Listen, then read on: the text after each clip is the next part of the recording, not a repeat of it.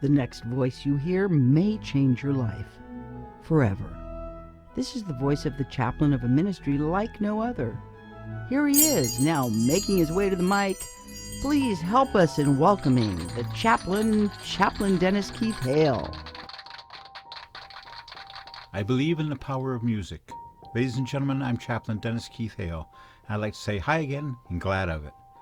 I'm here at the Lighter Than Air Ministries in Northern California, where we know that music and marijuana together are the perfect pairing and heal. I kid you not when I tell you that people who can't see the future ahead of them can appreciate the now and the have been. And it's important that they do. It's important because your life has a soundtrack to it. So you might think it's the cicadas at night, or the kid down the street practicing drums. But your life has a soundtrack to it. And it can heal you. It can present things to you which are hidden in your past. That's often what people go to analysis for. They have a analyst woman or gentleman, who look at your past and try to find a reason for your present and future. And I think all they do is offer absolution, really. We think you should come up with alternatives for whatever's bothering you. I always thought, the few times I had to see somebody psychologically, I always thought that the best ones were the people who offered alternatives. You're thinking like this, Chaplain Hale, think like this. And it's been great. I love that.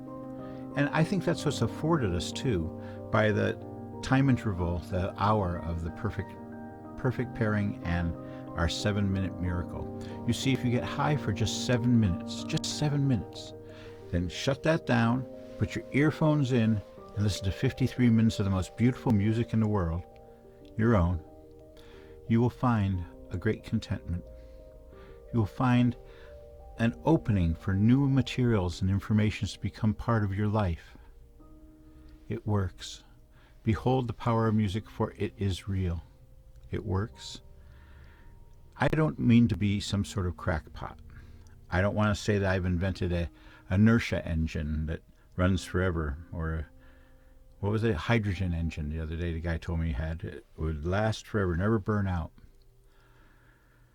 Never burn out. I wish we could say that about ourselves. You know, I started this whole thing as a vital young person 26 years ago. And over that time, I've had to cut back and do things, and my own poverty has entered into it as well.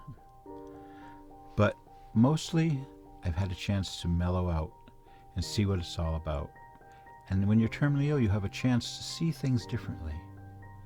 When you know that the future is not long, but short, one's mind turns to the bucket list. You know, that movie came out a couple years ago, and in my service at the hospices, that's one of the saddest part, is where people have a bucket list, believe it or not.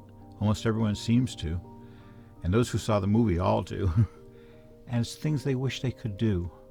Regrets that they never went to the Taj Mahal or wanted to go to Naples and see the old family.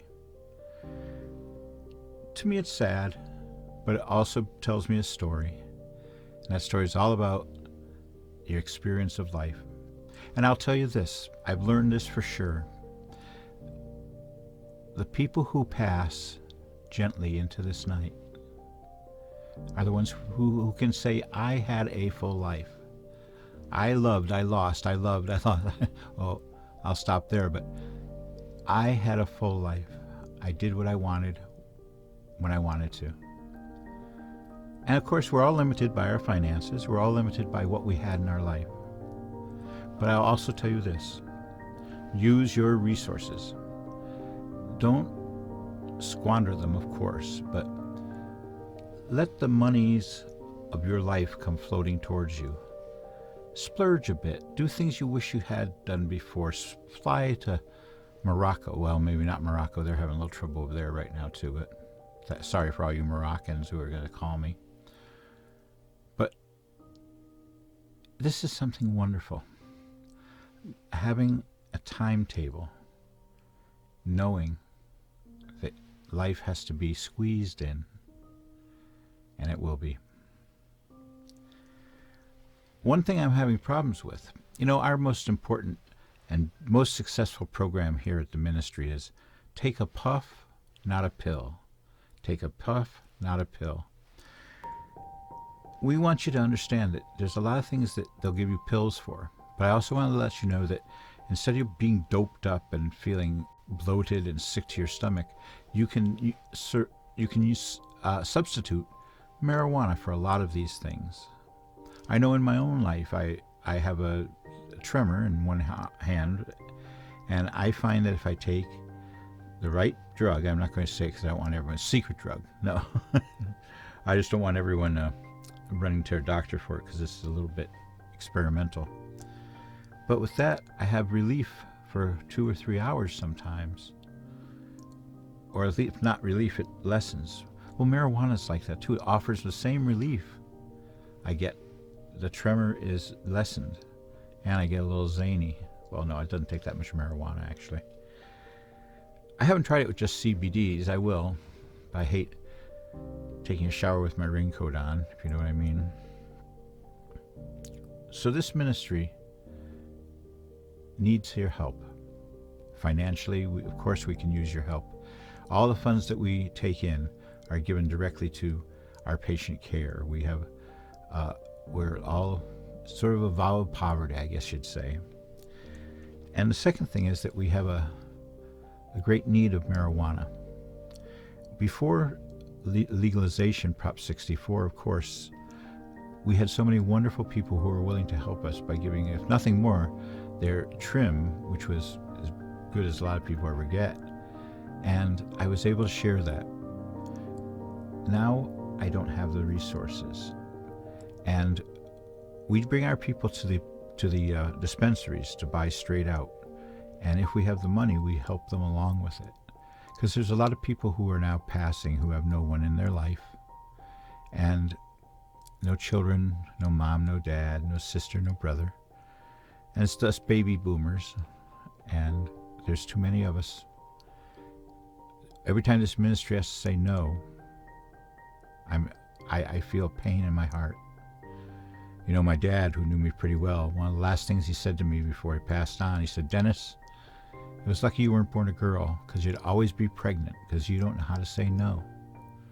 Well, I don't know about that, but I will tell you that when someone has nothing, and they're in pain, and I know that there's a large bag of marijuana someplace, and if I can get my hands on it, I know they're going to get some. Or my own favorite is during the holidays, where I'll go down to a place where the homeless are in excess, you might think, but a place where they get cans, where they turn in cans and recyclables. And I open my trunk and I ask anyone, does anyone like some marijuana for the holiday? And I had little bags of trim. It was so cute. And, social service can't offer this. But it's nature's way. It's nature's way of cooling you out. So please, if you can help the ministry, do. If you can in some way assist us in carrying out our mission. If you know somebody who has some excess marijuana that hasn't gone through a system and needs to be called out, we can help. And if we can help you in any way, this ministry believes in the power of music and the beauty and glory of marijuana, together the perfect pairing. Your decision to get high is a spiritual decision. Let it travel through you.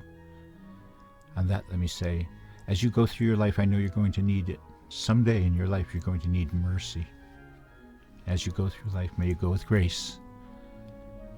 Good night from the Lighter Than Air Ministries. Hope to see you here next week. Good night.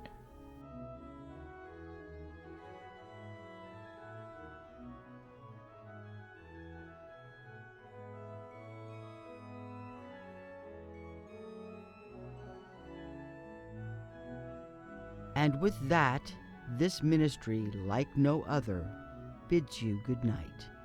If you need additional information, want to offer your testimony, or need to consult with Chaplain or any member of our ministry, visit our contact page and email the ministry, and we will be in touch.